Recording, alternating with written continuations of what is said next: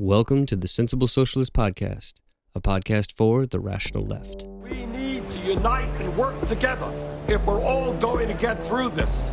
Sounds like socialism to me. The amount of people I see talking about socialism positively is actually staggering. Do you think, do you really think that a proletarian revolution is just around the corner in America? Grab your pitchforks and stab your mayor. Your hero, Obama. He's not my hero. I'm How not heroic fucking he idiot. comes If Bernie Sanders were president, right, and he wanted to bring the same ideas as for socialism into this country, do you think that we would benefit? Yeah. But I just told you Venezuela's eating rats. But I just want people to have health care. I don't want, Same thing Hugo Chavez. oh my god. You people have, worms in your brain, honestly. Welcome back to the return episode of the Sensible Socialist podcast. I'm your host, Kevin Gustafson, and just wanted to give a little bit of an introduction before we just jump right into this awesome conversation that I was super excited to have with Ben Burgis. I just wanted to say, I know a few people reached out to me, a few out there were wondering, what happened and if I was going to come back. And I just wanted to say that basically had a lot of stuff going on in the personal life. I've got a young son and work and all that kind of stuff. This is not my full-time job. So took a little break, kind of went back. In some ways, I felt like to the basics, did some research, doing some work on, again, some other different projects that I have, got a couple irons in the fire. And so I took a little break from the Sensible Socialist. I've still been doing the All Things Co-op podcast. If you're interested in the cooperative part of what I've talked about in terms of what I mean by socialism, you check that out. All Things Co-op podcast by Democracy at Work. I'm also working on some sort of Mars settlement related things that I'll maybe talk about later on in the podcast. But I've gotten a few really interesting people reaching out to me, wanting to have conversations, and got a few of them lined up. And so I thought, you know what, it's time to come back. It's time to get back into the business of talking about socialism and the developments that are going on in the world and how they relate to each other. And so one of the first people that I was able to talk to was this conversation that you're going to hear, which is a conversation with Ben Burgis. And I asked Ben to introduce himself at the beginning, and we kind of got into a long introduction, which is cool. I think it's helpful to kind of know people's background, and I often ask about that. And so I'll let Ben, in some ways, introduce himself. But just to kind of note, basically, we did have some bits of technical issues, and there's a few areas where the sound quality degrades a little bit. We tried to correct it, and so that you'll see a few jump cuts and things like that, just to kind of make it a little bit more seamless. And if you're listening to it, it may not be as noticeable in some ways as if you're watching it. But I just wanted to make that note. And I had a lot of questions for Ben, and I think we only scratched the surface of the things that I wanted to talk to him about. And so hopefully this is sort of part one of a number of conversations I can have with Ben. I really enjoyed it, and I think he enjoyed it as well. And so hopefully this is just part one of many conversations. So without further ado, and forgive me for the audio and technical issues, here's my conversation with Ben Burgis.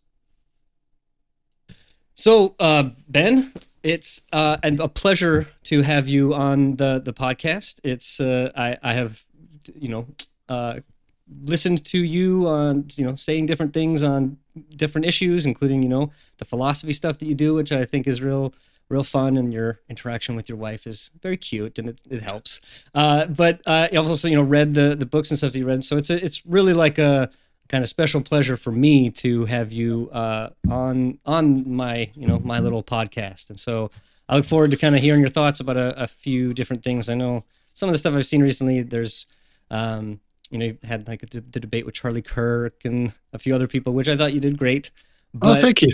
But I guess for me, I don't think a lot of people who are going to be watching or listening to the Sensible Socialist podcast need an introduction on you. But maybe if you want to give a kind of, I've always asked kind of some of the people that come on to maybe give as part of their introduction a bit of how they even kind of got into the game, as I kind of call it. So I don't know I've heard that actually or seen that from you. So I would be curious to, get a background and then kind of how you got into this whole thing. Sure. This is a little convoluted, and I've never quite figured out how to tell it as as like a nice little digestible nugget, It's definitely a work in progress. I usually are on the side of like going into way too much detail. It's not actually that interesting to anybody. So I'll see if I can do better now.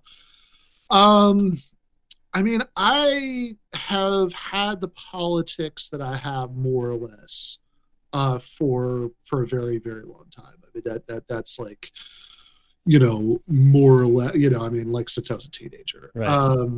And I've gotten, softer and more Menshevik on certain things, over the decades, right? But but I mean, the core of it has been there, that whole time. And I, you also mentioned the philosophy connection earlier. Of course, I went to, that's, what I went to grad school for, and, and I've taught to what extent in one form or another as a grad student, as an adjunct, as, as occasionally full-time gigs, for, since like 2004, like it's, I guess when I taught the first class, like logic classes for my master's program, which,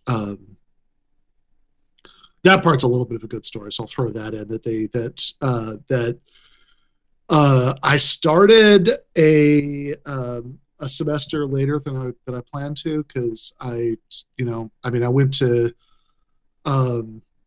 started out at Lansing Community College, and then I transferred to like a small liberal arts college you haven't heard of because nobody has in Grand Rapids, and then I went to Western Michigan University for my master's degree. And I actually had been admitted to the program for fall 2003, but in spring 2003, I was way too busy, organizing and participating in and planning anti-war protests to like pay attention to a lot of other things, and I ended up failing like a gen ed science class that like anybody with a pulse should have been able to pass. Like, it's I mean, you should be able to pass this thing in your sleep, but like, but I was just I was just spending all my time, in the anti-war movement. So I failed that class, and so I didn't graduate in the spring, like I was supposed to. Sure.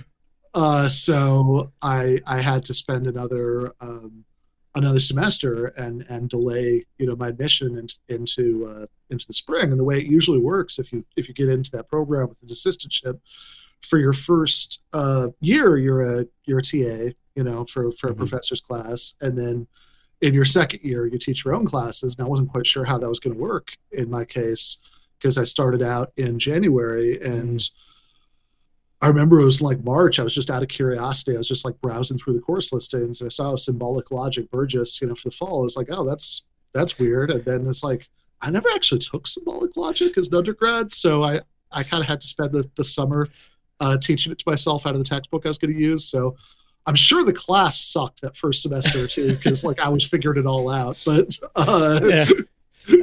logic is a fun topic already too. It's already like the most exciting thing that an undergraduate wants to do, and so yeah, much better to have it from somebody who's like, just finished teaching it to themselves 5 minutes ago. So but that was but then it's a subject I got really interested in. Right. And when I went on to do my PhD, which is at the University of Miami in South Florida, which is like an innately funny place to like go to graduate school in philosophy, since like the if the number of alligators and the number of strip clubs are here, and the number of libraries is down here, right? Yep. It's but after but I ended up doing philosophy of logic for my dissertation, roughly the issue of how there's a principle of classical logic that says that every proposition is either true or false. There's another one that says but not both. And if you say certain kinds of paradoxical sentences, like what I'm saying right now is not true, those two principles seem to come into conflict. So that's roughly what that was about. Interesting. And Um, so as that, you know, I mean, the fact that's what I did my dissertation in shows, I mean, what I was really mostly interested in grad school was pretty esoteric, you know, pretty thoroughly non-political stuff, which was kind of funny actually, because like at you know, at one point, right? I mean, the people that I'd like, you know, hang out at the like Irish bar in South Miami with all the time, the other grad students were also the other people who thought themselves as being Marxists there, and out of those two guys, like another of them who's actually like a, you know, a Turkish communist who like spent some time in jail and stuff, and he was also doing like super esoteric, like, you know, do tables really exist kind of thing, you know. But so these were always really on separate tracks for me, and even when like 2015 happened and you know, Bernie Sanders started running for president the first time, which, you know, I kind of had the stirrings earlier, like my wife and I were, you know, while some of these things I'm going to reference happen, we're living in South Korea. I had like a, you know, I taught, I had like a 1 year and then a 2 year gig as a philosophy professor. I mean, I teach in English. I speak like 12 words of Korean, you know, for a couple of years at the University of Ulsan and Yonsei. And, you know, and some of the like early police brutality protests and stuff were happening then, and I started to feel the pull a little more of like I should be like more active again politically than I had been. And then when I got, you know, we got back. Oh no! Can you not hear me? You cut out there for a second, but now you're back. Oh, okay. So you got back. Oh yeah, so it got back to the United States, and you know, and 2015 when Bernie Sanders started running for president again, you know, like okay, I've kind of been having these thoughts for years, right? You know, like I need to be more politically active again, and you know, I joined DSA. I'm officially a grizzled veteran since I think I joined in December 2015, which is longer ago than like 99% of the current membership. Right. Yeah. There's that great 2016 inflection point where just the graph goes like skyrockets. Yeah, exactly. Yeah. And you know, for a couple of years, I was very active in, you know, at this point, Jennifer and I both had jobs as adjuncts at Rutgers in New Jersey, and so I was very active in getting like Central New Jersey DSA off the ground, and I had like a low level elective position in like the Rutgers like adjunct union for a couple of years, and I had and I was like, in terms of media stuff, like I would like maybe like once every 6 months I'd write an article for Counterpunch or something, you know, like it was a very, very, very small part of what I did. Mm-hmm. But then in 2018, and I could already sense that I'm doing a terrible job condensing this, but I'll try to rush through the rest of it. In 2018, I had been working on a book that was actually like adapting. Well, originally it was supposed to be adapted by dissertation into like a book, an academic monograph. But like by that point, it had been like, you know, several years since you know, since I wrote that thing and defended and all that, and I thought, okay, I'm not going to do that. Like it's going to be way better if I just do it from scratch at this point. Sure. You know, but it's like roughly the same argument, you know, and sort of the defense of classical logic and all that. And so I've been writing this academic book, which actually, hilariously, I've been like 3 books since then, but this one is like only finally like getting revised and ready to go now. Oh, really? You know, because like there's been so much going on that like, yeah. But anyway, so I've been working on this book, and as I was working on it, like I'd occasionally post like, oh, I wrote another 500 words of the, the annoying writer thing, where you like, you sort of track, the progress that you've made, on social media.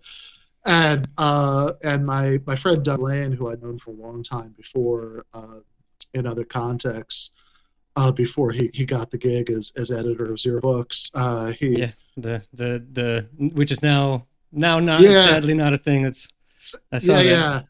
I was really enjoying the Zero Books YouTube channel, and Doug's stuff. He was doing great stuff too. So it's still going to be able to, but it's Yeah, but at a new channel. Now it's not going to be Dear Zero Books readers, Yeah, exactly.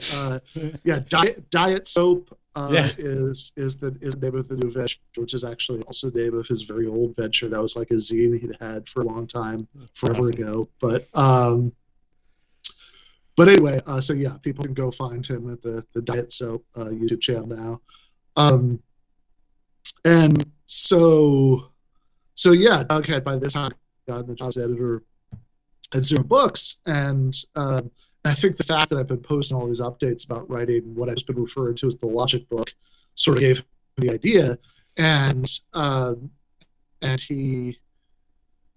There's some context I'm going to skip to get through this, but he basically, I got him very interested in debunking Jordan Peterson by then, and that was the sort of larger context for all this, right? But like I was having this conversation with Doug that was related to that, and he said, "Oh, I was wondering if you want to write a book for us," and okay, that's kind of funny, and like the thought of writing a political book had never crossed my mind at all, right? And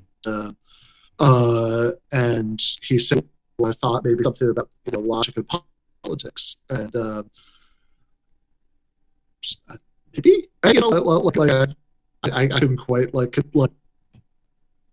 see in my head what that would be at first, right? And like he kind of said, well, something that would be sort of like teaching how to argue and sort of taking like right wing logic down a notch, and like a sort of 3 sentence sort of idea that was exactly what the book ended up being, and I had to kind of like spend a week mulling it over, like sort of try to get a picture of it.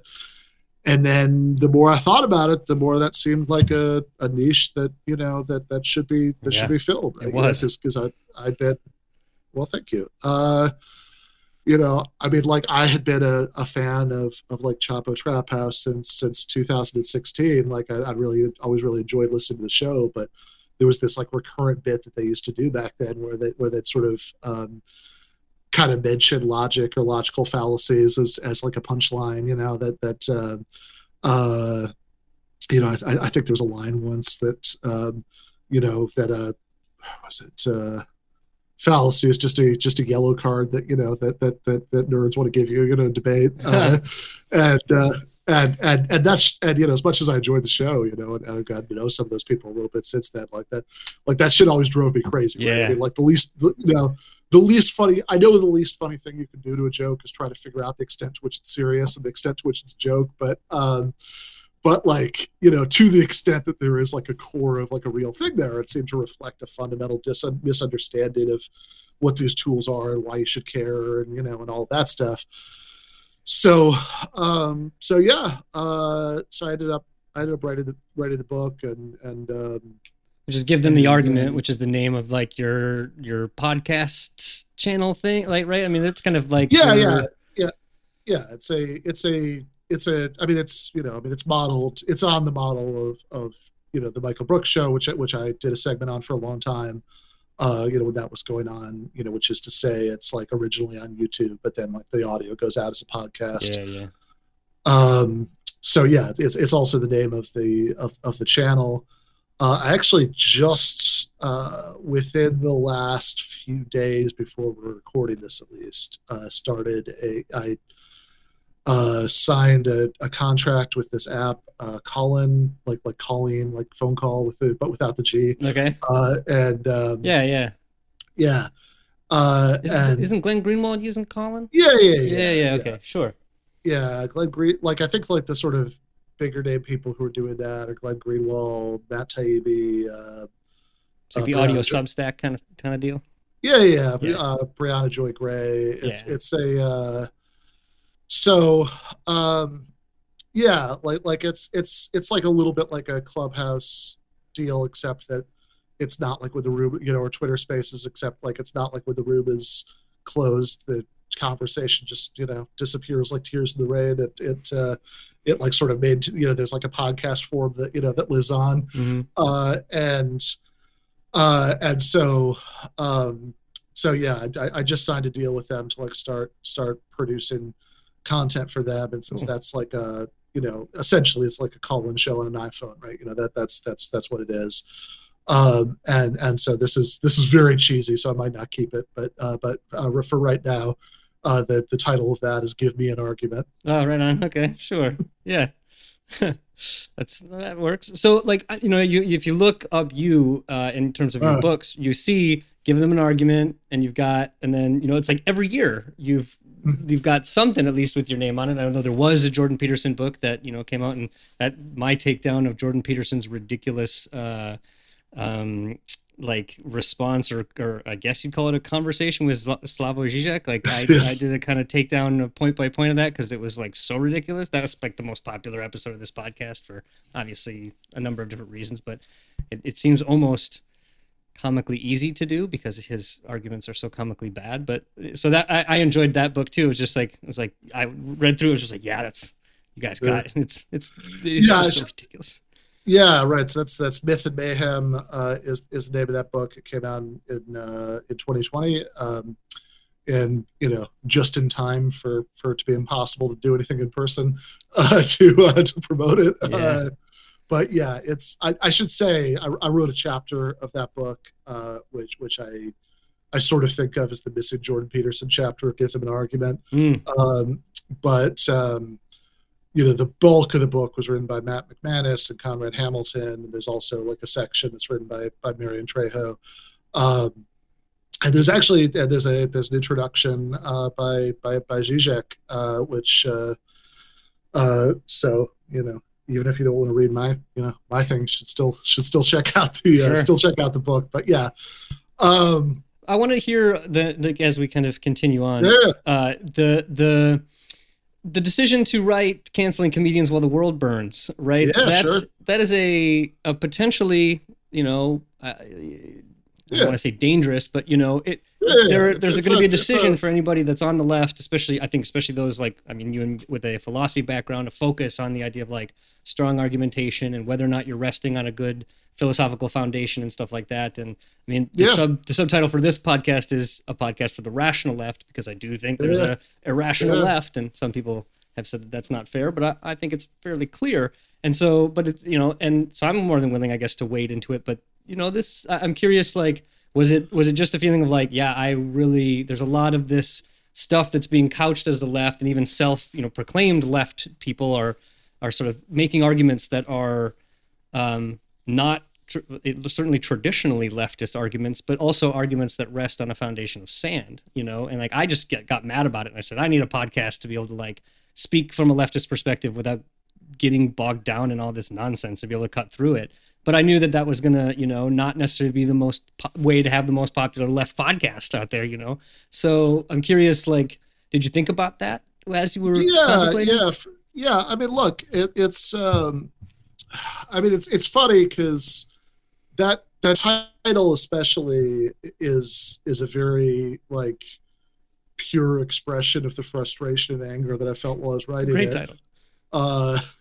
You know, but it is also you know, there are good things and bad things about having a title like that. You know, that it is definitely a little bit of a middle finger, but it's a very Brooksian, if I could use that term, right? Like it's a sort of it, middle finger, like no, it is very Brooksian, and really, honestly, it really very much reflects, you know, Michael's influence on me, right? Because when I first met Michael Brooks, I mean, he like I would kind of agree with some of like the intra left critique that he would have, but like, you know, but I would you know, I would try to like split the difference a little, or, you know, like soften it, and, you know, it's like, oh, come on, it's not that bad, right? You know, and then at a certain point, right, like I got to the point where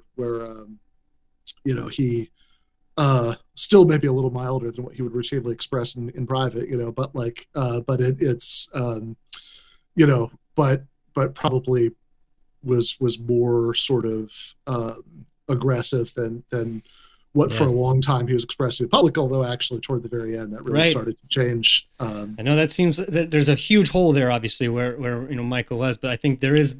I know that he was thinking about that a lot and like beginning to work on something that would have just been, as good as your book is and valuable. You can't. Yeah, no, Michael's we really. I mean, that's a huge. That's a huge. I mean, obviously not just his death, but I mean, really like the fact that.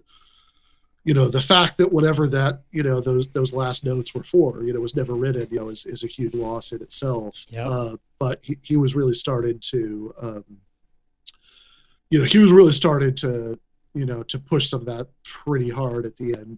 Like he, like I remember the episode with Stavros, like the last month or so, he, that was like when, that was during that month that we all spent, 10 years arguing about the Harper's, open letter about, canceling all that.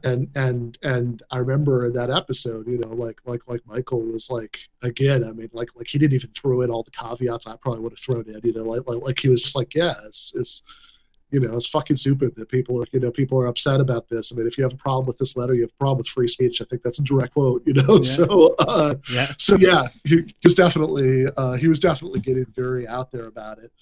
And he, he read over, he read over a bunch of drafts of, canceling comedians and made suggestions, which were all taken. And, he has a very nice blurb on it, but yeah, I definitely, even beyond those sort of media contributions, I mean, I think just the sort of general spirit of it, right? I mean, like he, the humor, the ability to not take things to be serious and not serious at the same time. Yeah. The impressions. Sure. I mean, that's what I miss. Yeah. Well, that's the thing, right? I mean, that was the sort of beauty of that show that he would do. Jordan Peterson and. Yeah. Well, actually, that's the first, the first YouTube video we're on together. That I'm on. His disembodied voice in the background. Is the one from from the conference where we met. Where I'm talking about Peterson. It's the YouTube video, people look it up. It's called Of Lobsters and Proletarians, which is a goofy title, but I guess it sounded good to me at the time.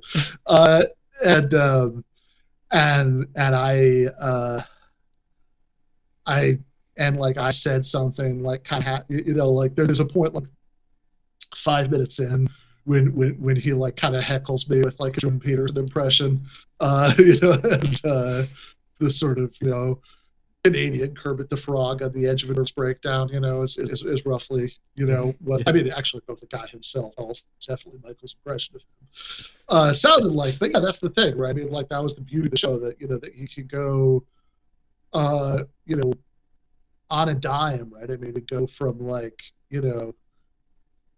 Nation of Islam Obama to this like really thoughtful, like what sounded like a graduate seminar on like on like the history of like the liberation movement in South Africa or Gramsci or whatever. Yeah, which I mean, like, yeah, the Lula stuff was I mean, gotta say, it's actually kind of funny.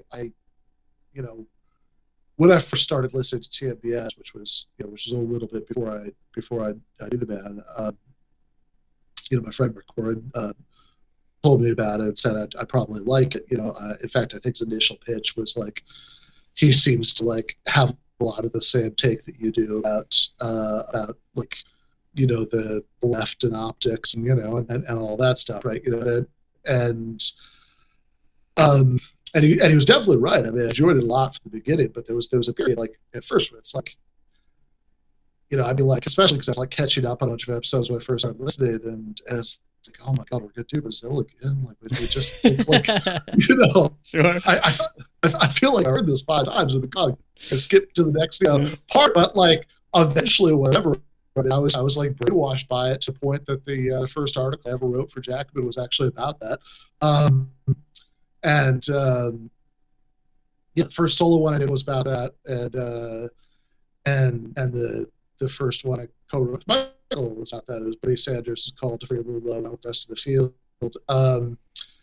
And the solo one was goofy. I mean, that was just literally, I was on, one of the times I was on TMBS in studio, Boston Sankara, the editor Jacobin, was on at the same time, and we sort of, in between the main show and the post game, I mean, like, whenever it had a couple beers, and he was getting a good mood, whatever, and I sort of made a half joking comment to him about how the Lava Jato prosecution in Brazil like seemed to be like structurally similar to Deflategate in the NFL, and he said, "Oh, that sounds like an article. You should send it to me." And which like literally how I started writing for Jacobin. Really? This thing, but but yeah, and that was something that like I was really happy to see. I mean, I remember when I was in, trying to remember, the times we're together, but like I think I was in New York, like, because I had lived in New Jersey for a long time, and I'd just like take the train in and whatever. But like Jennifer and I moved to Atlanta, so I started the GSU job in like fall 2019, and but I made like several like weekend trips to New York since then, and like one of I think like the next to last one that I did, he was and I know I was like staying in his apartment, and like the next to last one, he was like sort of knee deep in like preparations for his trip to Brazil to interview Lula. You could tell how excited he was about it, and scam likely. And then like the last weekend that I spent at his apartment, like there was a picture, of Lula that was like framed in a place in there, and that occurred to me many times, after he died, that I was that I was really happy, that he got to he got to do that. Yep. All right. So two things. One, this Google Meets has an hour cap. There may be a situation where it stops or whatever. If you're okay, like I can just send you another link and we can start when it does. Yeah, we can go for that. That's fine. Yeah. All right. And then two, I don't know if it's my internet or maybe your internet, but there's a little bit of crackly stuff sometimes when you talk. But I don't know if it. Sometimes it got better and sometimes it got worse. I don't know. Interesting. Okay. Well, not sure. Let's. All right. Whatever. We'll just keep going, and if it gets bad enough, I'll wave you off or something. Okay. All right. All right. Good deal. All right. So I'm specifically like I sort of talked about some of the books, and I'm going to leave the new book because I want to ask. That's like a especially interesting topic and something very close to my heart. But we'll kind of get there, and I want to pick your brain on a few things. So both having backgrounds in philosophy and I think being aware of the Marxist whole philosophy and things like that. There is I am constantly it is a persistent frustration to try to even explain or even understand really the idea of the dialectic, right? You can do this very quick. Oh yeah, thesis, antithesis, synthesis. Okay, like yeah, sure. Like contradictions, they compete in some way. A new synthesis comes, the process continues, and like you can make this bit of a rote kind of explanation, but like the real application of it and really using it to understand how things do, and the way that it can in some ways feel like or produce a feeling of cognitive dissonance, where it's like you kind of have to understand things in both ways. It becomes very difficult, and I think for a lot of people, all but inaccessible. And so I just wonder, there's kind of a two-parter question, just how you think or kind of like understand the dialectic in terms of however like in its most like useful way, most comprehensible way maybe, and then whether or not you think it's necessary for everybody, for some even for like activists and organizers to have a real understanding of the dialectic, have a dialectic approach, or if you really think that it's useful in the kind of theoretical sphere in terms of trying to understand how, like big picture things and how they're going on, and maybe how that's going to like determine what you argue that you think should actually be done. But is it necessary for everybody to like understand the dialectic and have it and use it all the time in terms of trying to even just make social change? Definitely not. No. So I think, yeah, I got a little bit too much about this. I think that,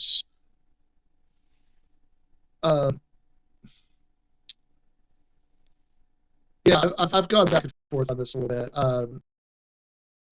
Like I don't know that I go as far as like the Richard Rorty line where he says, it's really pity that those brilliant political economists of the 19th century was philosophy major college. Like that would definitely be further than that would go, but I do think that a sort of inheritance of Hegelian language in Marx is often not as important as some people think it is. So, in other words, that's the tradition, obviously, that Marx and Engels are coming out of. They, as Charlie Kirk pointed out, they were young Hegelians, and so they express their ideas in sort of categories that are taken from Hegel, even though obviously they radically disagree with the content of his philosophy because they're materialists.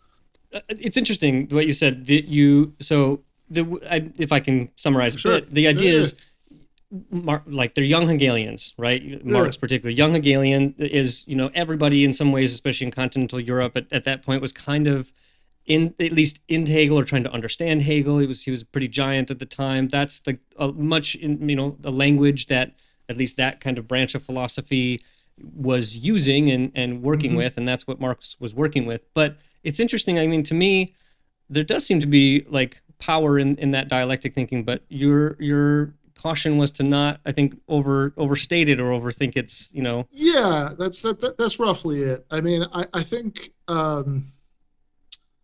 I actually think that there are some things that people sometimes mean by dialectical, and that's another thing that, like, I think there are a bunch of things that people sometimes mean by it, but I think at least some of those things that are sometimes meant by it are actually, like, pretty important and good. Like, I think, sort of being alive to the respects in which things are messy and ever changing, and the sort of points of productive tension, within systems. I mean, like those are all just really good pieces of advice about how to do social analysis, and to the extent that that's what people mean by dialectical, which is very often exactly what they mean, then yeah, I'm for it, right? You should do all that stuff. Where I get a little frustrated is that I guess my view is that if you're saying something that makes sense and that's like defensible in that language, at least as a rule of thumb, and I understand sometimes it might be so convoluted that whatever, but at least as a rule of thumb, like I think a way of testing whether what you're saying makes sense and it is defensible is to try to translate it out of that language, and that's like, I'm skeptical that as much is lost when you do that as many people think that I just, I don't know. I get a little frustrated sometimes by people who are fellow Marx nerds, who will sort of insist that to kind of get such and such Marxist concept, you have to get that, because it's all this, dialectical Hegelian stuff that, it's when he says, when he says words like communism, it's never just a thing, it's a process and all this stuff. It's like, okay, I guess. I mean, like if the only question is like how we're parsing a passage, then maybe some of that stuff has a point. But like, I just sometimes I get the feeling that some of these people are sort of think that they're like getting into Marx's head a little bit more than they probably really are by like sort of slavishly imitating these conceptual, categories and, and this language that he tended to frame his insights into. And in my more uncharitable moods, I mean, it starts to feel like the guy who, thinks that if he can track down, the, guitar pick that Keith Richards used in 1971, that he'll be a great guitar player too. It's like, no, use whatever pick you want. Like that's really not going to be that relevant, right? I mean, you could, you should be able to phrase these ideas in many different ways, and whatever is good about them, can survive those linguistic transitions. And I am choosing my words carefully there when I say whatever's good about them, because I think, even though I would definitely, call myself a Marxist, I think Marx is right about most things. I also think that there's some really unhelpfully kind of dogmatic. Like we've discovered the theory of social history just as Darwin discovered, evolution. That's always been really. When I hear that stuff, it's like I think we might be overselling it just a tad there. No, I think it's definitely overselling it, and it's also a funny analogy because any like contemporary biologist would admit that Darwin got tons of shit wrong. Mm-hmm. And didn't even know, wasn't using genetics, and so huge parts of the theory were missing. Exactly. Like in broad outlines, he was right. It was and it's really important breakthrough. But it's in broad outlines, like the sort of mechanics of how evolution works. I mean, since now that we know about genetics and the and like a lot of the specific debates that evolutionary biologists have had over the course of those last 100 and 60 years or something now that they steady state and punctuated equilibrium and all that stuff. I mean, like there's been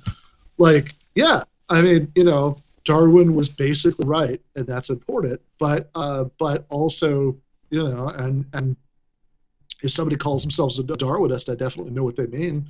And I'm with them, right? I mean, if we were in, I don't know, 2005 and we were having big culture war battles about teaching intelligent design in the classroom or whatever, right? I'm on the Darwinist side for sure, right? But I'd actually be pretty happy with that metaphor for thinking about Marxism, that if they took it seriously, and they don't, right? What they mean is what they mean when they say that is Marx is just right about everything, right? Yeah. It's like if you say, no, Marx is right in broad strokes, he's right about much more than he's wrong about. There are tons of insights here that you need to sort of that are you're not going to do socialist very well reading this stuff and thinking about it. But I mean, he's also wrong about stuff. I mean, it's everyone's wrong about stuff sometimes, and especially if you're writing, in the 1860s, and you're grappling with and responding to and debating, like bourgeois economists of the 1860s, and Marx has some really sharp criticisms of those guys, no doubt about it. But also, bourgeois economics in 2021 has very little resemblance to the people that Marx was responding to. If you think that Marx's take out of those guys, which is what a lot of capital is about, is going to tell you all the answers about how you should analyze capitalist economies. I mean that just seems incredibly dogmatic to me. I mean, I think you should read Capital. There's all kinds of good stuff there, but I think that the idea that you should try to that all, I guess let's put it this way, right? There's a certain really annoying tick that a certain kind of Twitter leftist has of responding to disagreement on certain key issues by saying, you need to read some theory. And I was thinking about this the other day, and it occurred to me that this is kind of the leftist political version of those Jack D. Chick tracks where everybody who heard the good news is either like, not accepting the gospel for cynical reasons or does accept it sincerely. The analogies to Christianity are immense, I think, in terms of the way that a lot of this is kind of found itself. There's no option where you just read it and you just hear the stuff. You're like, yeah, okay, I don't think that's true, or you read it and like just end up having like a sort of looser, more theologically liberal interpretation of it, even, or any of that stuff. Like just like to read is to agree, and I think that's incredibly unhealthy relationship to have with these texts. I mean, it's the sort of core idea of when like Engels used the phrase scientific socialism. If the core idea is that to sort of use whatever knowledge you can get from best social science available to you in order to try to figure out how capitalism works, maybe how it merged in the first place, and how inshallah one day can be overcome in favor of socialism, then you shouldn't be just trying to you shouldn't just be trying to commune with the holy writ of like economics that's written in the 1860s. I mean, you should read it and you should get the genuine insight that's there. But you should also read the stuff that's written in the last 160 years. If you're pulling out a quote from Marx or Lenin or Mao or something like that in order to try to make a point, if that quote isn't properly contextualized, it means nothing. And there's a whole tradition of people who like chapter and verse. Will just go, oh, well, you see, in What Is to Be Done, Lenin said this, and so we should do, so we have to do this. This is what we have to do, right? And like that, obviously, well, one, it's just super unhelpful. But it's also insane because What Is to Be Done was written. It's like very specific tactical advice for how to organize in this czarist police state and in these early 20th century conditions, these early 20th century Russian conditions, that Lenin, when he wrote it, did not believe was universally applicable, even at he was very explicit that he thought that like the best model that existed in the world for how to organize a socialist party was the SPD in Germany, the German Social Democratic Party, and he he was like trying to so like he thought that was like the sort of ideal model, but in these conditions of extreme repression and everything, that like you had to adjust it for Russian circumstances, and even as late as 1918, when obviously 1819, right? He wrote the Proletarian Revolution of the Red Council, and the name says all, right? I mean, he obviously was not getting along with the German Social Democratic Party at that point, but he still says in that book that that the pre-World War I German Social Democrats were like the best model of a workers' party. So it's like one thing that if by left you mean somebody who subscribes to this model of party organization that like Western communists read into what's done, which is, by the way, very often has very little to do with how the practice of the Bolshevik Party actually works. Then Lenin was definitely not a Leninist. Right. Yeah. And like even the idea of like Leninism being this notion of like that there's a vanguard party that sits on top of the working class that doesn't really care, just like pulls them, and it's like, dude, anyone who suggests that that's the position on Leninism has certainly not read Lenin. But going back to the just philosophy thing, and maybe in the spirit of it, you might just have a pithy remark. But sure. Nietzsche. I was reading Nietzsche when I was also reading Marx. I mean, I did my philosophy degree in some ways as cover to just like read Marx and get into it and stuff like that. So, but I call it 19th century continental philosophy. That's what I studied. So that means you do have to read, you have to read the kind of the Nietzsche's and some early kind of the beginning existential Kierkegaard, all that kind of stuff, and that Kierkegaard, whatever. But like Nietzsche, I had a little. It was fun. I loved reading like these little aphorism part. Just it's fun. And so I don't know. What do you? Obviously, his critique of socialism, whatever he meant by that, and I think it's kind of a weird thing. But I don't know. What do you like? What's your pithy remark on Nietzsche? Ooh, do I have a pithy remark on Nietzsche? I mean, I certainly identify with what you said about how fun it is to read him. That's definitely been my consistent experience. So do you know Philosophy Talk? Have you seen that channel? What's that? Sorry, the audio's not that great. Again. Oh, sorry. The YouTube channel called Philosophy Talk. Have you seen this? Okay. Well, anyway, that guy apparently, I haven't read it. I saw that began post a picture on Twitter yesterday. That guy apparently just wrote a book about Nietzsche and Marx, and it's called since Nietzsche has this phrase, "philosophize with a hammer." So this guy's book is called "Philosophize with a Hammer." It's like, oh yeah. Derek Varn. Yeah. Right? No, it's not Derek Varn, but it's so Derek Varn. Right. So Derek Varn had like a series of videos called "Theorizing with a Hammer." Oh, that's okay. So it's a variation of a theme. But that's right. So anyway, yeah, whatever. I think Nietzsche. Yeah, I think he. I actually am going to write an essay for a collection about Nietzsche, I think, sometime in the next several months. So we have to get together these thoughts at some point. But I think one thing you say is that Nietzsche is a political reactionary, right?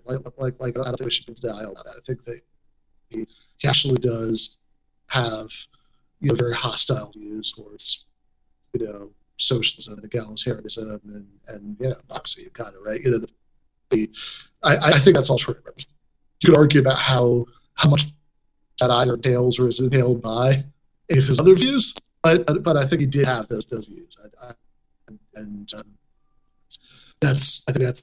I think it's important to be honest about that. If we're going to start a discussion over the left, you get out of Nietzsche, right? Start out by admitted that he's definitely, he's definitely not anything you can mistake a million years for a comment. So that said, does Nietzsche have some very real insights that leftists could benefit from? Yeah, I think he does. I think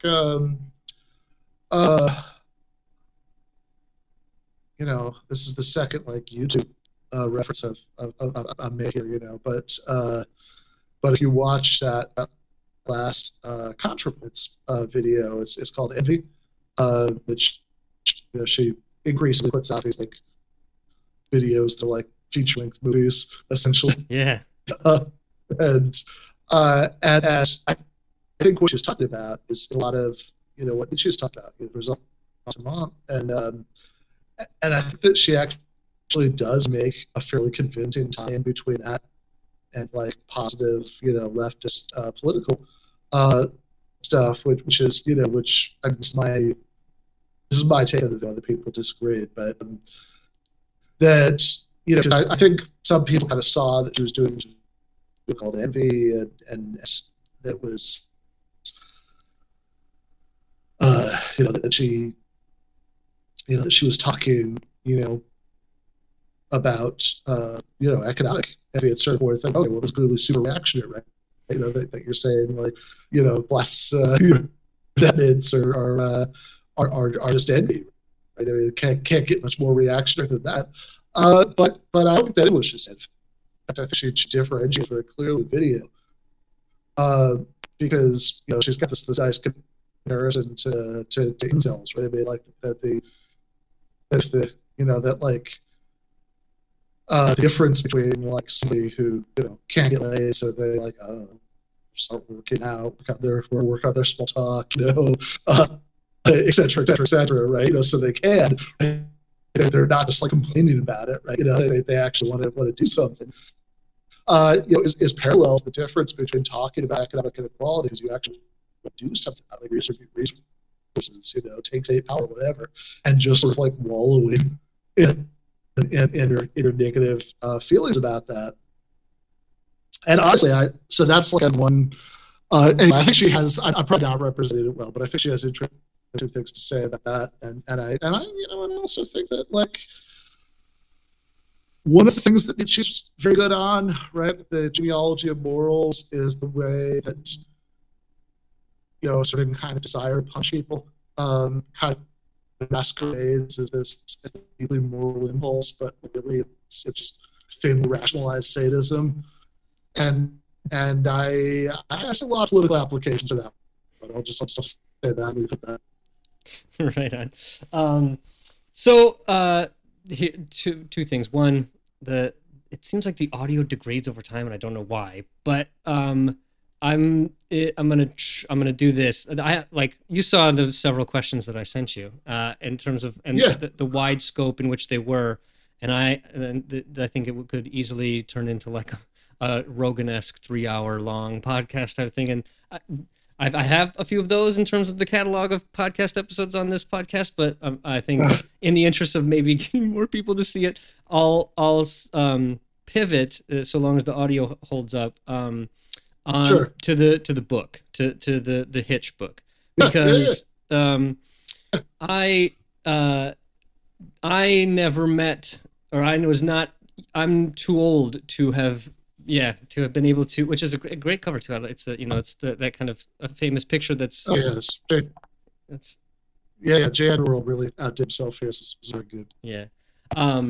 So I didn't, the Hitch that I began to encounter was the atheist Hitch, right? And I didn't know about Hitch's sort of socialist politics sort of at all in the first like introduction to him, right? Watching YouTube videos and picking up God is Not Great and stuff like that, because for me the quick jump from like rejecting the Christian background into coming and rejecting the capitalist stuff happened very quickly. So I was interested in the atheism stuff, and I really liked obviously Hitch's whole presentation and style in terms of debate and even just general elocution and stuff, it was just fun to take in and something to kind of emulate. And every now and then I'll still even start a conversation with, brothers, sisters, comrades, friends, because it's a great way to start, So it is. But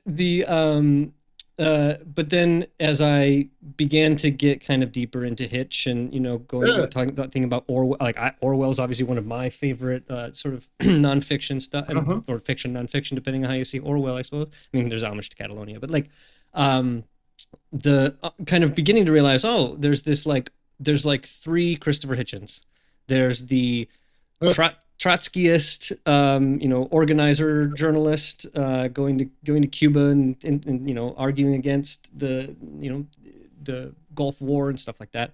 And then there's the kind of atheist Hitch, and then there's the pro-Iraq War neoconservative Hitch, and the elocution, the style, all of that is consistent throughout in terms of those 3 Hitches, but the content feels in many ways so radically different. You get these few things, I think Charlie Rose always wanted to be like, are you still a socialist? Every time you go on Charlie Rose. And there was at one time when he eventually would just say no, and I think on the Wikipedia page or something, you get this, I called myself a socialist, and definitely he definitely did keep a kind of Marxian view of things, but it was the conclusions that he drew, it kind of confused me in the sense that I think being American, it seems weird to have any kind of sycophancy for America, right? But Hitch, being Portsmouth and the class dynamics and stuff like that, although I think he would have been more than willing to admit that obviously America is still a class divided society, it is not as a sort of obviously or frustratingly, in some way you're not branded on the tongue and stuff like that. And so I don't know if the original desire to come to America, when he came was born of that a little bit. Obviously he wrote the Thomas Jefferson book, and stuff and so he's got this American fascination that I think in the way that, I'm curious to know if this is how you see it too, which is just, it seemed like it was almost as if he was personally attacked on 9/11. And because he was already, ramping up the kind of atheism stuff, I think that it kicked the atheism stuff and the pro-America, defend America against criticism in some ways into overdrive. And then it just kind of he just sort of never quit. It was like what he argued until he died. And is that, do you think 9/11 is the real inflection point for him? Is it something else? Because for me, I don't know why he loved America so much anyway, given the role it plays in the world and what he seemed to recognize, at a certain point of his life. It seemed like it just dropped it. It feels weird for someone who was obviously had their shit together Uh-huh. intellectually. Yeah, for sure. Yeah, I don't think so. So his line on this, and I don't really think this is accurate anyway. But like it's a good line, of course, is is that on 9/11 America was attacked because of everything that's wrong with it. It was attacked because of everything that was good about it.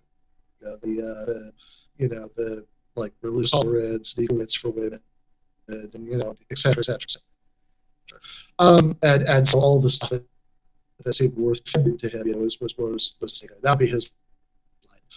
I think that's like there's a degree of truth, obviously, because Al-Qaeda is obviously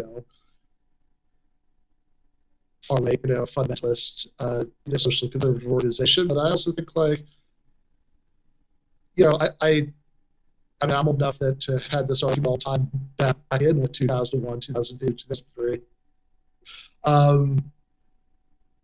If that was really it, then like, why the hell did they attack Amsterdam, right? Like, that's like Closer, yeah, exactly, closer, and it's more generous. So like, there you go. It's super. So I think that which is not like say that that the actions justified by any means. It's just that like it's just clearly the subjects can't be basically separated as all that. So I don't think 9/11 is the inflection point. I think that 9/11 greatly accelerated something that was already well underway. I think that's the right way to think about it. So you kind of lay out three Hitchenses, and the interesting thing about that is that the sort of militant atheist Hitch is like a consistent commitment throughout the entire process. That sort of doesn't change. Not, I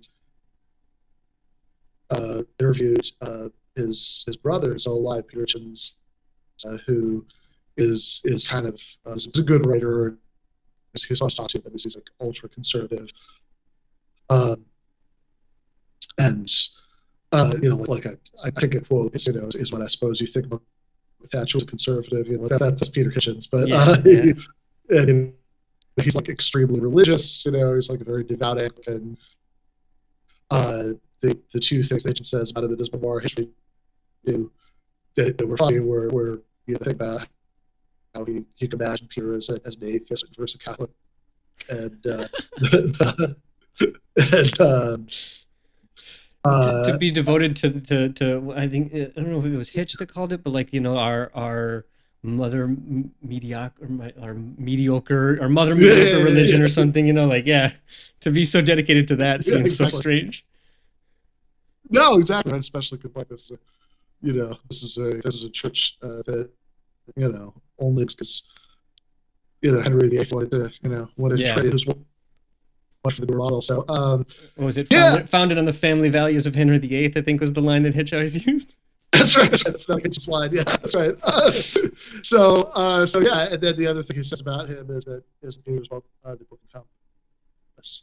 A contained assertion so reactionary. He felt the need to wear garlic necklace, to through it. But but in any case, so take that whatever you want. But what Peter told me in that interview is he thinks that each of his anti-theism's probably most consistent thread is like he said that he probably held that position since about the age of 11. So I don't know if there's a little bit of exaggeration there, but I can certainly say, having read a lot of writing to write a book, that he was certainly saying in, like, for example, the early 1980s, that you can find articles from 1982 where he says some of the same kinds of things he would later say about religion. I think the difference is that during the War on Terror years, I think that bit from being like, he told and he sometimes expressed that even letters to Young Contrarian, which was written pre 9/11, but not very long before 9/11. There's like a letter there about religion, and he pretty much says everything he would say later in God's Not Great, but it's like one small piece of book, right? And that's like pretty typical of his output from like 1971, which is time that the first book comes out that is Damon on the cover, which is actually a book of Marx and Engels' essays about Paris Commune with introduction by Christopher Hitchens to 2001. Where Letters to a Young Contrarian comes out. Like throughout this whole period, the militant atheism is there.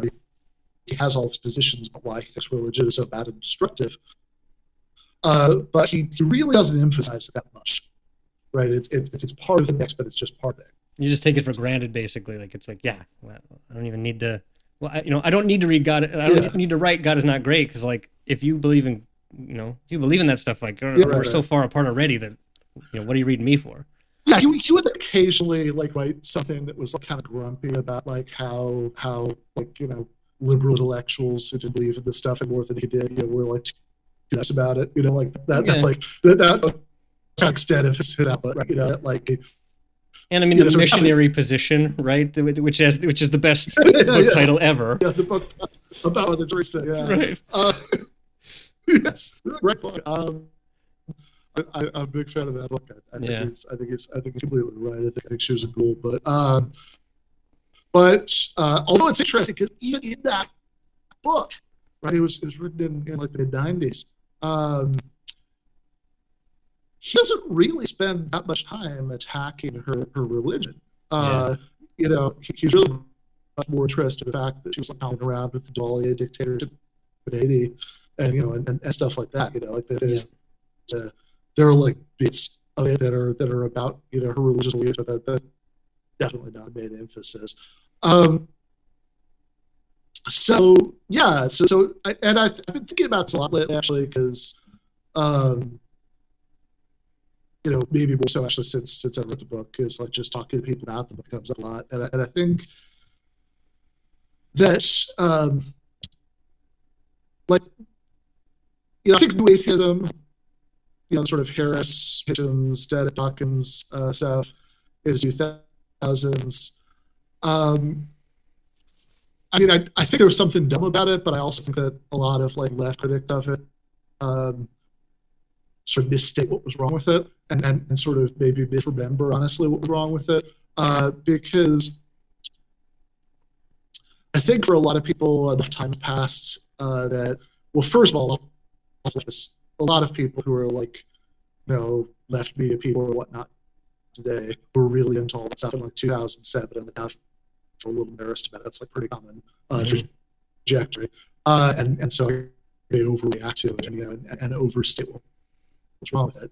And I also think there's a lot of sort of conflating it with like the sort of worst positions of foreign policy, when I actually don't think was the majority position of actually the majority position of those guys, but it certainly was the majority position on a rank and file level of people who were into it. I think that like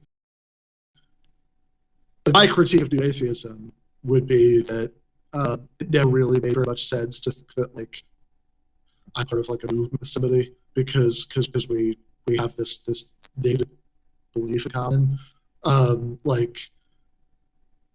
If I have to pick whether I prefer to, there's a song you can find on YouTube by Tim Minchin called "White Wine in the Sun." Just like a non-believers, song about how he likes Christmas. So it's kind of a nice song. I kind of like it. But in it, there's this line in the lyric where he says, like, he's playing the piano, he's singing, I'd rather have dinner with Richard Dawkins than Desmond Tutu. And I remember listening to that. That's like the line at show. I was like, really, what's wrong with you? You shouldn't, right? Like, if I have to, who do I think of more as a patron? Somebody who is like a libertarian, who's vision of good society, is that we'd all be, people would be like, selling their organs for Bitcoin in order to make rent, but who doesn't believe in God, like that guy, or like Cornel West. It's not a hard choice from my perspective. Mm-hmm. So that's like wrong with it, and I think what's happened since then kind of reflects that, because it still exists to a degree. It's shallow, transform herself, right? There's no cultural moment, definitely past. And since then, like those guys have like gone off all sorts of different directions, and both on the remaining three horsemen level, but also certainly on a rank and file level, because like the issues people fight about in the culture have just gotten so different, and and the lines of division will stay the same. But I think that the reason why that was such a the cultural moment was such that it actually made it never made sense to me, I will say. I have social media receipts to prove it, but but like the reason why the cultural moment was such that that made sense to a lot of people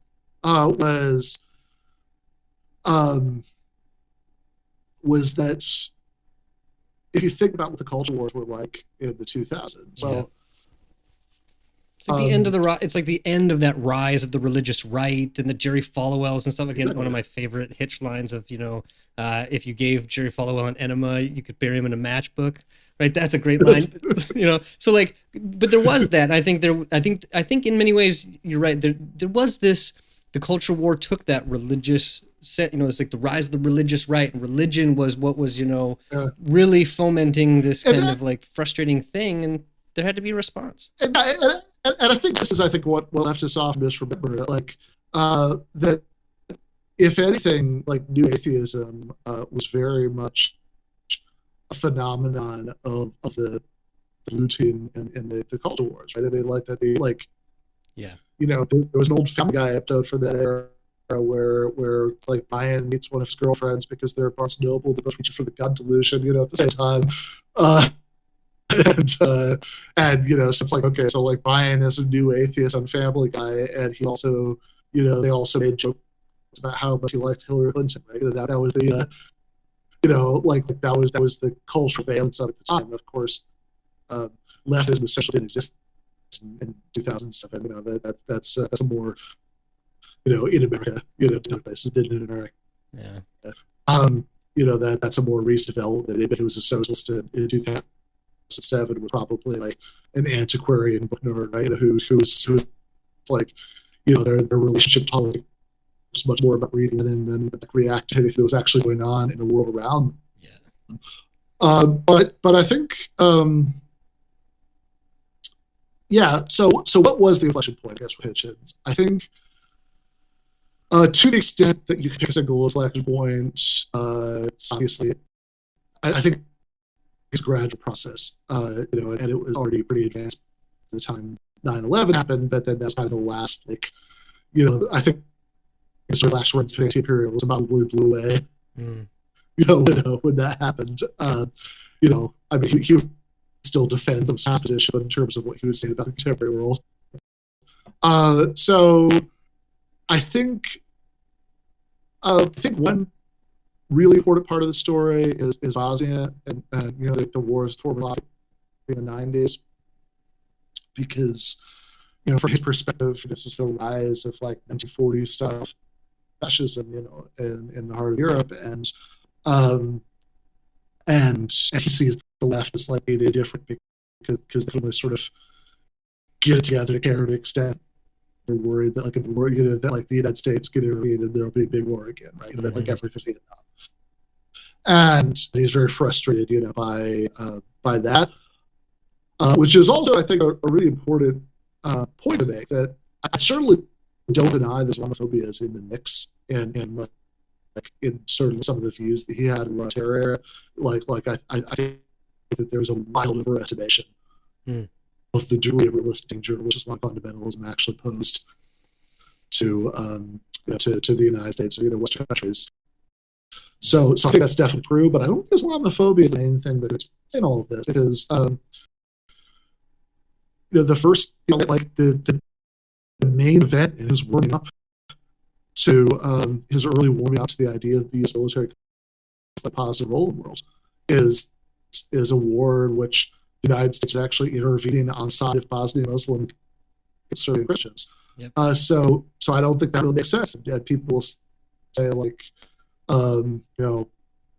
it's like there really it sounds like a strong, like a caricature of what people would say, but there really are lots of people who sort of say like he just drank too much and somehow just like rotted away his brain and like made him yokai. And it's like, come on now. I'm pretty sure that a lot of the people who made Bolshevik Revolution like enjoy vodka just as much as Christopher Hitchens enjoyed Johnny Walker. For sure. That's not it. It's a political, it's like a gradual shift in his worldview.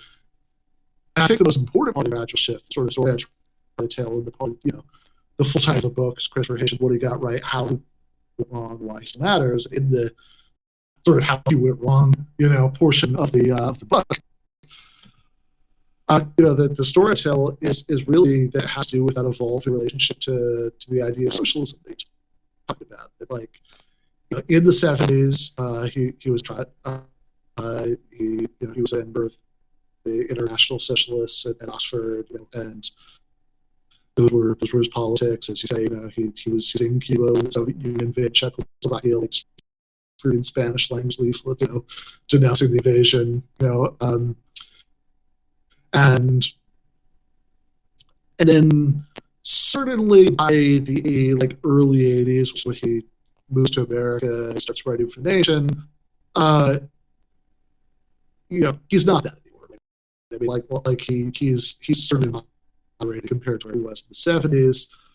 He's still definitely a socialist, but he still has a lot of roots to Trotsky's political history, but nothing, but like also. And I mean, maybe some of this is just a function of like how weird that was in American media at the time, which was actually bizarre. Like you really take a beat to think how strange it was that Christopher Hitchens existed in some of these media spaces. And, he like definitely tell people, I'm a socialist. Like the like I said, clip I remember Michael Bay was on TBS, one of our Hitchens throwback clip where he.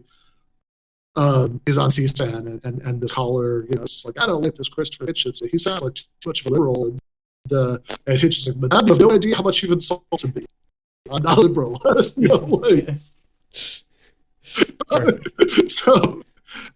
So maybe some of it's a function of how weird it was to Americans for somebody to call himself socialist at the time.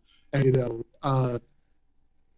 I'm not sure, but like he in the 80s and 90s, he would tend to explain it, by sort of saying, "Oh, look, I'm with the Labor Party. It's part of the Socialist International, whatever." I mean, he was clearly to the left of what the Labor Party was, but like, I think he was quite like a, throwing, Trotsky's revolutionary, by the time all this happened.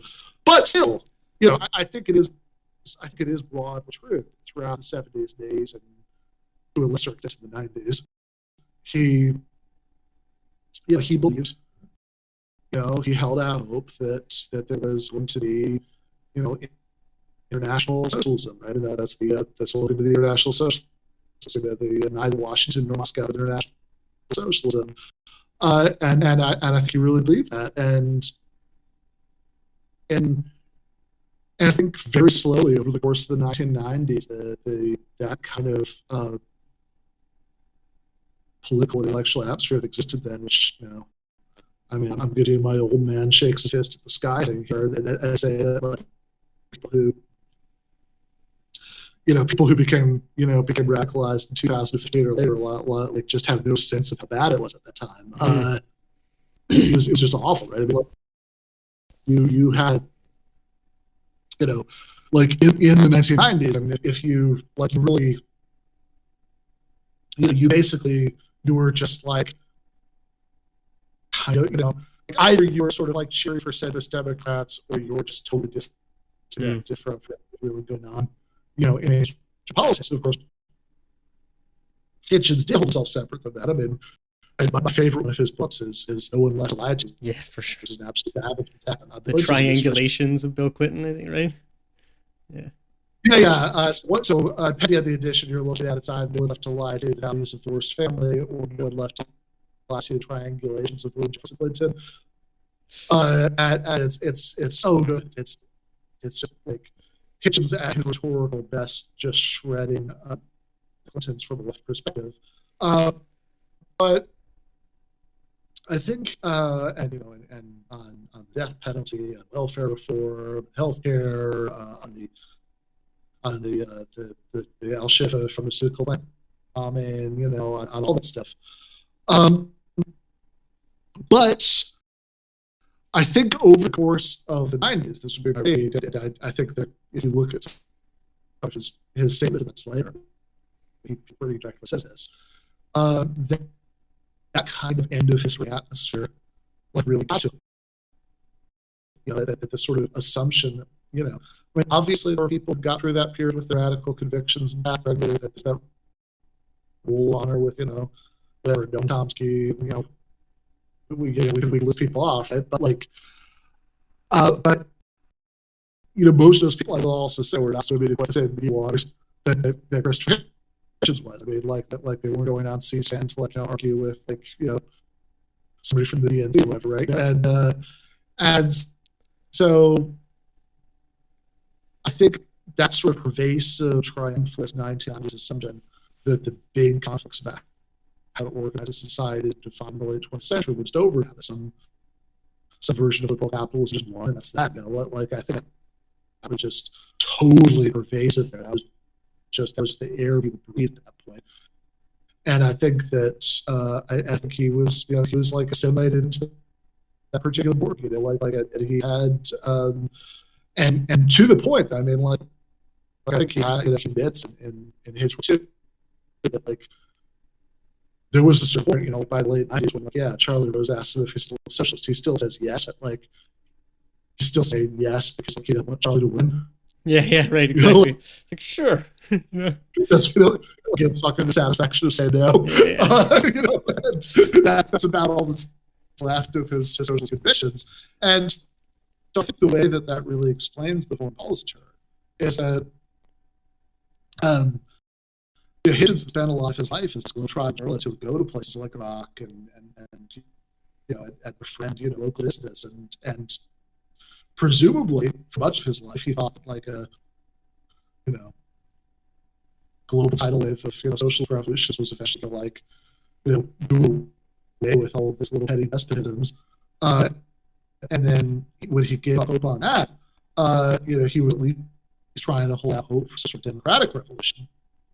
If not socialism, and and that all sort of makes sense, and I can sympathize to a point, like right up until this point in the explanation. And I think that the sort of the act of intellectual suicide is fooling yourself into thinking that the American empire could ever be an engine for those democratic revolutions. Which is, I mean, I think it's sort of an act of desperation that lacking anything else, you convince yourself that at least that good. But man, I mean, we just saw right earlier this year, the glorious conclusion of 20 years of war in Afghanistan, and all of that blood and treasure, that spent over the course of 2 decades on the very, very slow transition from Taliban to Taliban, the idea that the United States could do this. I mean, that's why he got interested in Jefferson, Thomas Paine. He sort of not that Paine especially wasn't something of interest he had earlier, but I mean, that his line in the last years of the American Revolution, the last one, was still available for export.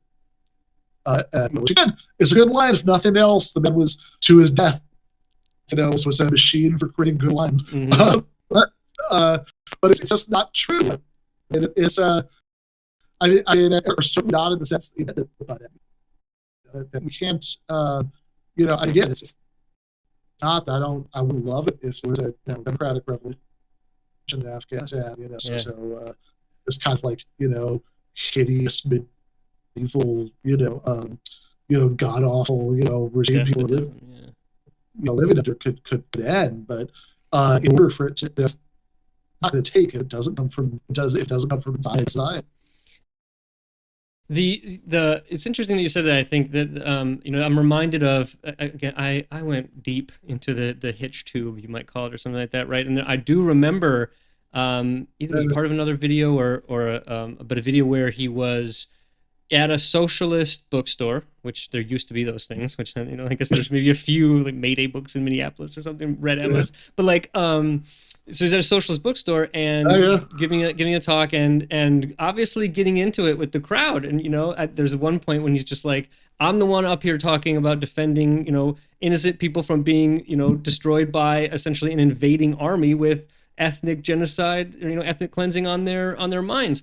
How dare you call me an imperialist, right? And I think there was you're right. I mean, there was obvious, palpable frustration with the left at that time. I think in that triumphal moment, it's like there was a sense of like, I think there's probably a lot of people that just went, man, I don't know where we're even going to go from here. I'm sure Hitch kind of had that too. It's like, well, yeah, I don't know. Like, look around and you're trying to see the international, proletariat in solidarity trying to strive. It's like, I don't see it, and what I'm seeing are these pockets of areas in which somebody's got to do something, and it doesn't, I don't trust that, like, Russia or China or someone else can do it. So it's it's like, it does feel like partially this, like, it seems weird to say it for Hitch, but like an assumed or a kind of forced naivete. It's sort of like, okay, I would like things to be different, but it isn't. And so I'm going to just essentially kind of accept that America could maybe play this role, and I'll argue that it could. And I think that, the debate with Galloway, as much as I don't like Galloway, I think was a real indication of that. It's just like there's this fakeness where it's just sort of like, he had to understand, and even probably like made the same sort of arguments that Galloway would have made, but standing up there, he's just like, oh no, like, you're just wrong, and oil for food, and like all this kind of stuff that there's, I don't know, it seems like, I mean, it does get me though into this mode, and I want to respect your time, and like hopefully we could do a part 2 with talking about, because there's tactic questions. I'm interested because I know I've heard that you are, at least with Boschkar or something like that, potentially working on something. Because obviously the big thing that one whole topic I'd love to talk to you about is the difference between essentially like the theory on the ground, right? And the idea that, like, so often people will tell you, yeah, I get what you're against. I don't like all this kind of stuff either, but what are you really for? You want the Soviet Union, and so I'm talking to you and getting some interesting insights from you. I know you've talked about co-ops. I co-host another podcast for Rick Wolf on all things co-op, because I'm very interested in all things, in cooperatives and the role they play, and not seeing them as the single goal to like the future, but very much an important goal. Or I'm not Proudhon or something, but the relationship between so the other aspect, I think there's a lot of people who would otherwise be would be receptive to more leftist ideas, and like not even like real leftist kind of socialist critiques of on economics, and less culture war and more economic issues. But it is kind of clouded by a lot of these culture wars, and a lot of that is being done, and I think that turns a lot of people off. And like when I'm thinking on this connection with Hitch, and this is getting to like what I would also be interested to talk to you in like in a part 2, is the left that a lot of people see and criticize. There's many books now about the issue of wokeism and the whole woke left and all this kind of stuff. And I think that you've argued it too, that it can be a significant turnoff to people who would otherwise be significantly receptive, especially in the actual like working class areas of that we actually are supposedly working for the liberation of. And I think it's obvious that Hitch was really frustrated by the left of his kind. I think that he would be even more frustrated by the left, the sort of left that people see in our time. And I think it's turning a lot of people away. And so the again, just kind of a part 2, I want to get your thoughts, at least in encapsulated form, but the in some ways nefarious role that this kind of lack of focus on what we might call, brick and mortar Marxist kind of issues of class and economic arrangements and those kinds of things, and the focus on something else is really this double-edged sword of not only is it turning a lot of people off, but it's totally misguided in terms of what its focus is. And so, I guess I'll give you the sort of parting thoughts again. I really appreciate you talking with me. No, for sure. And I think, obviously there's a lot to say about all those subjects. But I would just, I think, I do think, like the book is mostly about sort of evaluating Hitchens from a left perspective, and and sort of pushing both sort of both sort of like, hey, here are the books that he wrote that like 2001 leftists would like and should discover, and also like something clearly what they're wrong at one point. What is that? How can we see what it is? But I do think that that there is stuff to be said about how like critiques that he had, even like in the 80s and 90s, that they're we're very prescient, because all the stuff he's critiquing has gotten way worse since then. And there's something really there. I mean, like there's this book called The Last Interview, Other Interviews. It's a series, of figures who pass on. Has a collection that features whatever the last interviews they ever gave, and then to fill out a little bunch of other, collect a bunch of other interviews with them. And so I just kind of read that for the sake of completeness recently, and there's an interview he gave to the Progressive Magazine in 1997, where he's, I think, criticizing some kind of identity politics in a very compelling way from my perspective. And I think, to tie the issues together, right? I mean, I think he was also very, very good on free speech, which is something, for a lot of reasons I'm very frustrated by most of the contemporary left not seeing the importance of that issue. Mm-hmm. And especially you're talking about sort of like right wing movements that get all this grit out of wokeness, or I hate this word, but wokeism, whatever, right?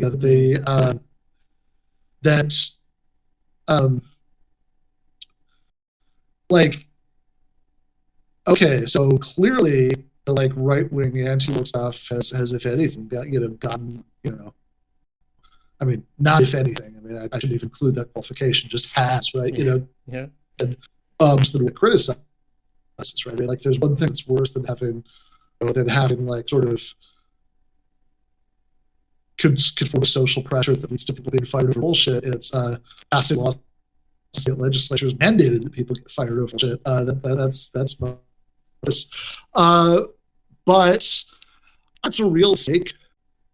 That like the left's big move, progressives in general, whether liberals or leftists, big move in like fighting against those anti-CRT laws, which I agree should be fought against, is to accuse everybody who supports them being racist. Which I'm not saying there's nothing there, but I think just strategically, it's like, I don't know, man. Like, that's something that's going to get anybody who already agrees with you to slow clap, but it's not going to do much for anybody who doesn't already agree with you. Yep. It seems like you may be better off fighting this on the charade of free speech show, and like why do you want to stay your craft coming into classrooms, sex and history teachers, and like I think there's actually a much more powerful case to be made about the site effective, rather than accusing people of being racist. I think especially on those kind of, you call them like brick and mortar, issues. One thing that really drives me crazy about the progressive side of the current culture wars, which is primarily a matter of liberals, but like I've got to read about much to the left just sort of like ace it, is that it really constantly makes it like the only acceptable explanation for why Terry McAuliffe wasn't elected is white supremacy. That's all you're allowed to say. Yeah. It's like, well, okay, Joe Biden won Virginia by a lot last year, so it's like Virginia become way more white supremacist 2020. Yeah, that's kind of unlikely. And like there's this weird thing where like they just have like Democrats and but again, a lot of people call themselves socialists, like along with all this, but they just have like this very, very loud signal, like just have to have the most aggressive possible signaling about sort of racial symbolism.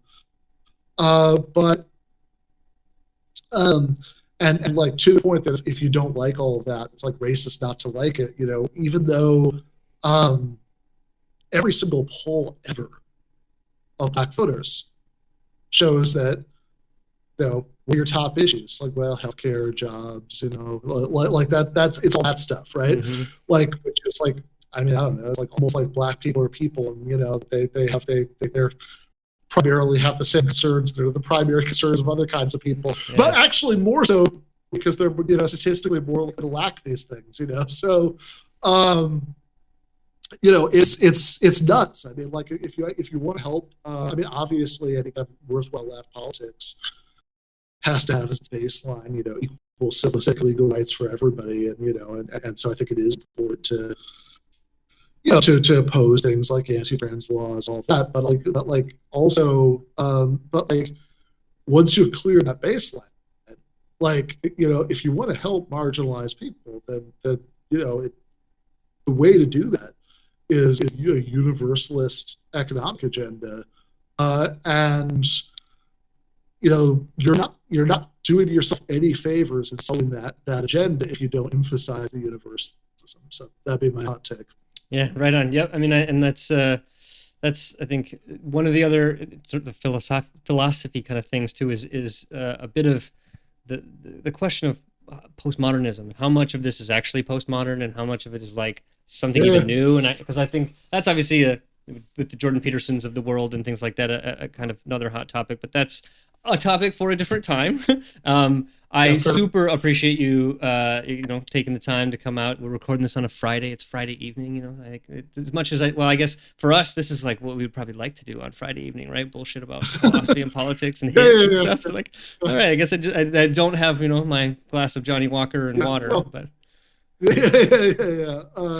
except no substitutes, right? Yeah. That sounds nice, Nate. If we do it in a restaurant or something, that'd be better. But this is still good.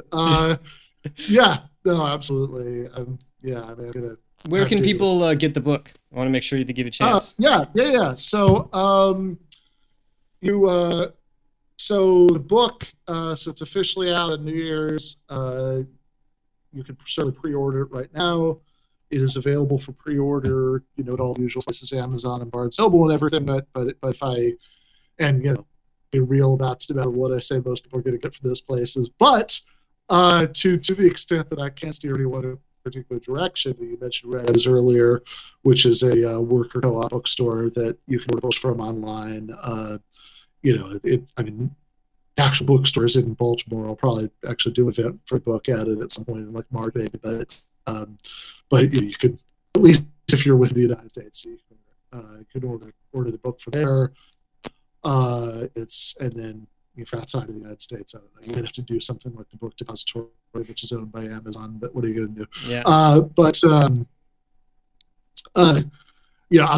not an ethical consumerism guy, but I am a like support co-ops whenever possible guy. So that's redms.org. You can find that one, and also all the previous books. All the previous books there. So yeah. Awesome. Well, Ben, I really appreciate it. We'll have to, do the second part, and there might be part 2 or part 3. I don't know. We'll stay in touch. I've appreciated it immensely. I'm down. All right, sweet. Well, take it easy. Have a good Friday, and I'll talk to you later.